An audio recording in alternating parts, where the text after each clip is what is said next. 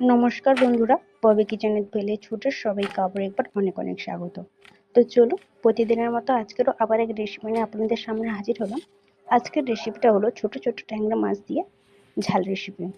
তো দেখো, এখানে ট্যাংরা মাছগুলোকে আমি সুন্দরভাবে পরিষ্কার করে কেটে ধুয়ে নিয়েছি। আর ট্যাংরা মাছগুলোর সাইজগুলো কিন্তু খুবই ছোট ছোট, খুব একটা বড় না। তো যাই হোক, এখন মাছগুলোকে আমি লবণ হলুদ দিয়ে দিলাম পরিমাণ মতো। এবার লবণ হলুদটা ভালো করে মাছের সাথে মাখিয়ে নেব।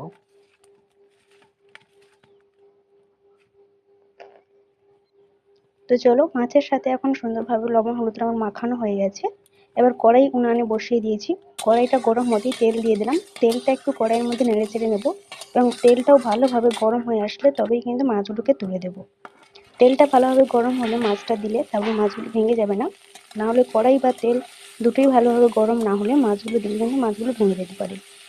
তো যেহেতু ছোট ছোট মাছ, তাই আমি সবগুলো একসাথে তুলে দিয়ে একটু নেড়ে চেড়ে নিলাম যাতে না লেগে যায়। তো দিয়ে এখন ভালো করে পাতলা করে বিছিয়ে দিচ্ছি যাতে সুন্দরভাবে দুপাশ লাল লাল করে ভাজা হয়ে যায়।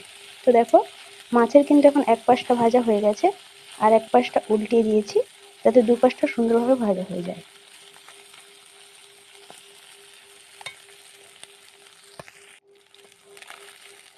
তো দেখুন, মাছগুলো কিন্তু আমার ভালোভাবে ভাজা হয়ে গেছে দুপাশ। এবার মাছগুলোকে এক এক করে পাত্রে তুলে নেব।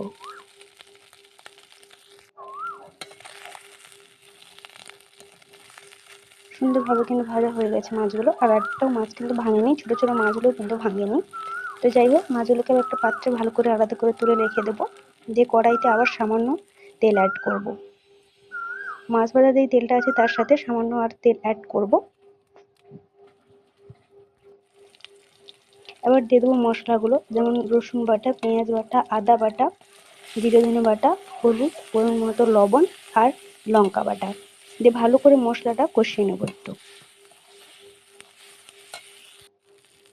মশলাটা সুন্দরভাবে কষিয়ে মশলা থেকে তেল ছেড়ে দিলেই এবার মশলাতে দিয়ে দেবো জলটা। যেহেতু মশলা আমি শিলনোড়ায় বেটেছিলাম, তাই শিল ধোয়া মশলার জলটা দিয়ে দিলাম আর সামান্য এক্সট্রা জল অ্যাড করলাম, নর্মাল জল।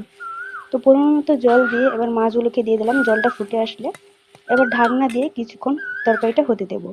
জোরে জ্বালন দিয়ে কিছুক্ষণ ফুটিয়ে নেব, হালকা জলটা শুকিয়ে নেব।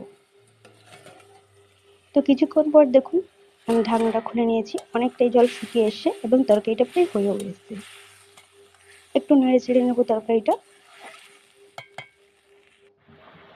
তো তরকারিটা কিন্তু এখন হয়ে গেছে, এটিকে একটি পাত্রে লাগিয়ে নেব।